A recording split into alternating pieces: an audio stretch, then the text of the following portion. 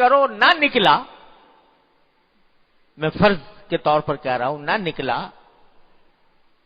اور پھر استغفار کی توفیق ہو گئی، تو کم از کم استغفار کی توفیق ہوگی، توبہ کی توفیق ہوگی، استغفار کی توفیق ہوگی، توبہ کی توفیق ہوگی، تو انشاءاللہ جو کیا ہے وہ بھی معاف ہو جائے گا اللہ کی رحمت سے۔ لیکن نامراد نہیں رہو گے انشاءاللہ، اللہ تعالیٰ کے ہاں جب پہنچو گے تو اللہ تبارک و تعالیٰ سے کہہ سکو، یا اللہ میں نے تو آپ سے مانگا تھا، آپ کی توفیق مانگی تھی، اپنی سی تھوڑی سی کوشش بھی کی تھی، غلطی ہو گئی، استغفار کیا تھا، یا اللہ مجھے معاف فرما دے، تو انشاءاللہ اللہ تعالیٰ کے ہاں سے رحمت کا معاملہ ہوگا۔ میں آپ کو کیا بتاؤں کہ یہ جو میں بات بتا رہا ہوں، کہہ رہا ہوں، روزانہ اللہ تعالیٰ سے دعا مانگنے کی، دین کے لیے دعا مانگنے کی، روزانہ، اس نے کیا کیا انقلاب مجھے آنکھوں سے دکھائے ہیں الحمدللہ۔ جن لوگوں نے اس پر عمل کر لیا، اللہ تعالیٰ کے فضل و کرم سے انقلاب آ گیا۔ اور ایک واقعہ اس سلسلے کا آپ کو سنا دوں تو پھر اللہ اکبر کبیرہ، پہلے بھی شاید سنایا ہو لیکن مزید تاکید کے لیے، ایک مرتبہ میرے پاس جرمنی سے ایک مسلمان کا خط آیا اور اس نے یہ لکھا کہ میں جرمنی آیا تھا اپنے روزگار کی خاطر، دین کی کوئی فکر نہیں تھی، نہ کبھی نماز پڑھی، نہ کبھی، مطلب یہ کہ دین کا کچھ علم حاصل کیا، نہ دین کی کوئی فکر نہیں تھی، اسی طرح یہاں رہتا رہا، یہاں تک کہ ایک عیسائی لڑکی سے میری شادی ہو گئی۔ پھر میں نے اس کے ساتھ زندگی گزارتا رہا، بچے ہو گئے۔ بچے جب ہوئے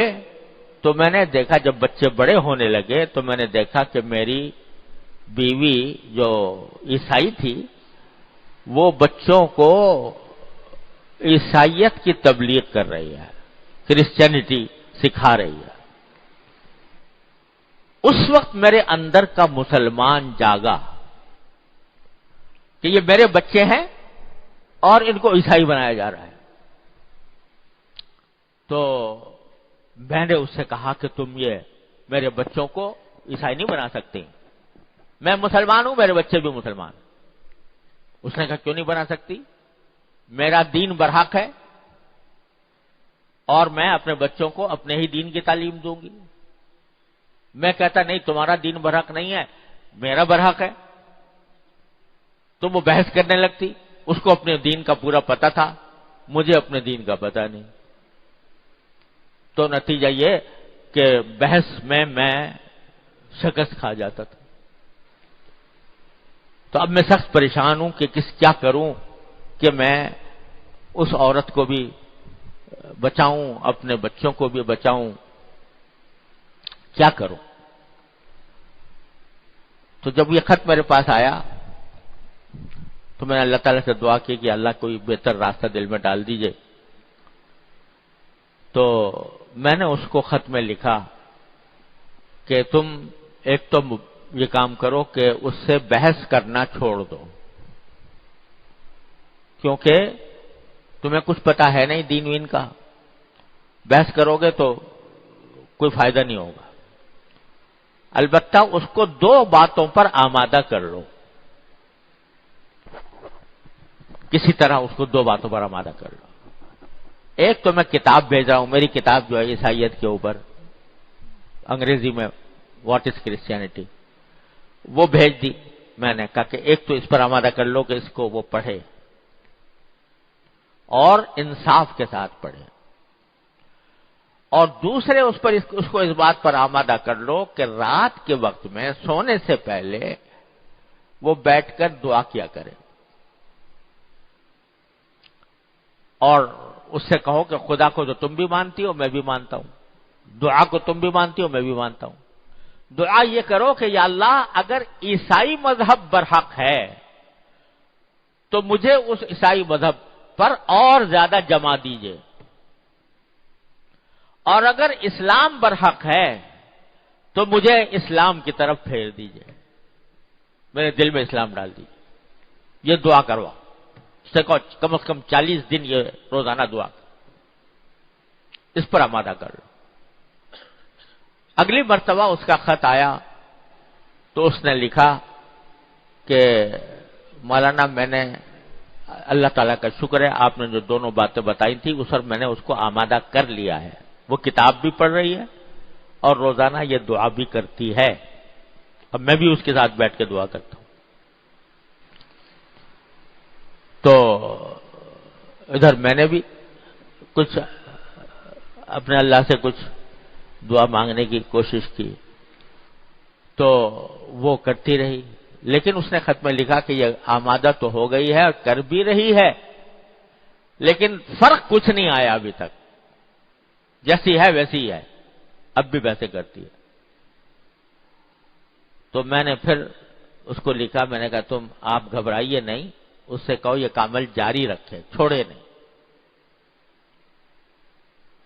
تو تیسرا خط جب آیا تو اس نے کہا کہ مولانا عجیب واقعہ ہو گیا۔ میں نے کہا کیا ہوا؟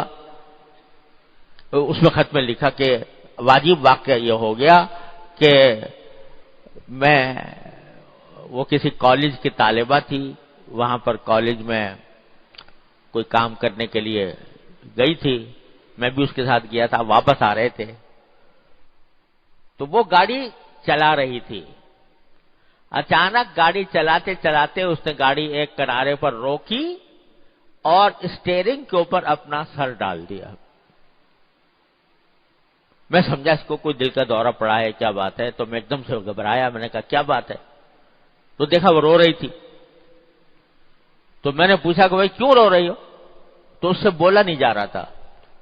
بڑی مشکل سے اس نے 2 لفظ کہے کہ نہیں مجھے کوئی بیماری نہیں ہے، بس مجھے تم مسلمان کر لو، مجھے تم مسلمان کر لو۔ کہنے مجھے اپنے کانوں پہ یقین، میں نے کہا کیا کہہ رہی ہو؟ کہا کہ میں کہہ رہی ہوں کہ مجھے مسلمان کر لو۔ تو کہتا ہے کہ میں پھر اس کو لے کر گیا اور لے جا کر میں نے جو وہاں اسلامی سینٹر تھا وہاں پر جا کر اس کو کلمہ شہادت پڑھوایا، مسلمان ہوا۔ رمضان کے دن تھے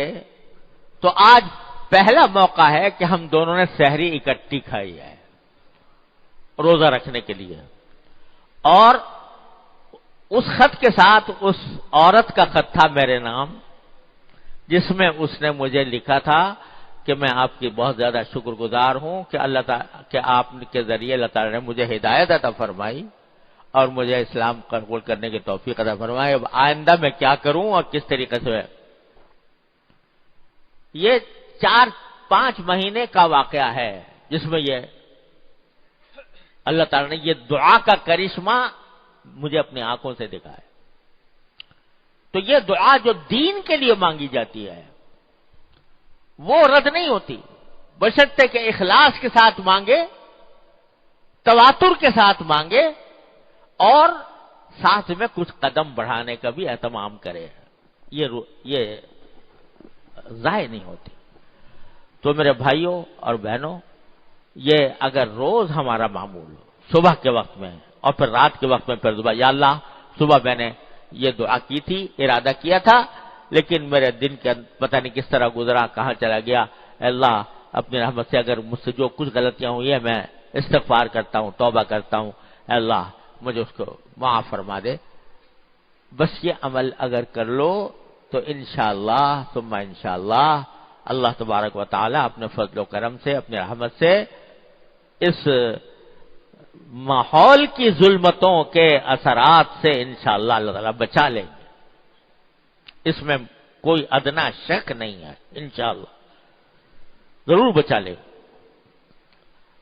تو یہ جو آیت کریمہ ہے نا بھائی، یہ کوئی معمولی بات نہیں ہے۔ فنادى في الظلمات لا الہ الا انت سبحانک انی کنت من الظالمین فنجیناہ من الغم وکذالک ننجی المؤمنین۔ تو اس کو اپنا شعار بنا لیں، اللہ تبارک و تعالیٰ اپنے رحمت سے توفیق عطا فرمائے۔ میں سوچ رہا تھا آج آپ کو اس سفر کے کچھ عبرت والے واقعات سناؤں،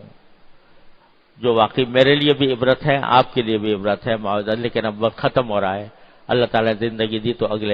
اگلی مجلس میں انشاءاللہ عرض کروں گا۔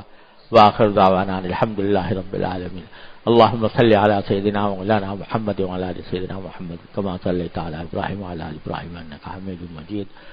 ربنا ظلمنا انفسنا وان لم تغفر لنا وترحمنا لنكن من الخاسرين۔ ربنا آتنا في الدنيا حسنة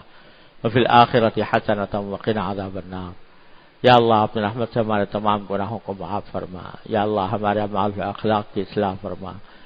یا اللہ ہر طرح کے شر سے فتنے سے ہماری حفاظت فرما، یا اللہ جو کچھ دعائیں ہم نے مانگی ہے، یا اللہ آیت کریمہ پڑھنے کے بعد جو دعائیں مانگی ہے، اللہ اپنے رحمت سے ان سب کو قبول فرما لے۔ یا اللہ ہمیں یا اللہ ظالم اور فاسق حکمرانوں سے بچا لیجئے، اچھے حکمران ہمیں عطا فرما دیجئے، یا اللہ اپنے رحمت سے اچھے حکمران عطا فرما دیجئے، یا اللہ اپنے رحمت سے اپنے فضل و کرم سے ہمیں ماحول کی تاریکیوں سے نجات عطا فرما، اپنے دین کا، اپنے اتباع سنت کا نور ہمیں عطا فرما، اور ہر طرح کے شر سے، فتنے سے، معصیتوں سے، منکرات سے ہماری حفاظت فرما۔ اللہم وفقنا لما تحب وترضى من القول والفعل والعمل والنية والهدي انك على كل شيء قدير، وصلى الله تعالى على خير خلقه سيدنا مولانا محمد وعلى آله وأصحابه أجمعين، آمين۔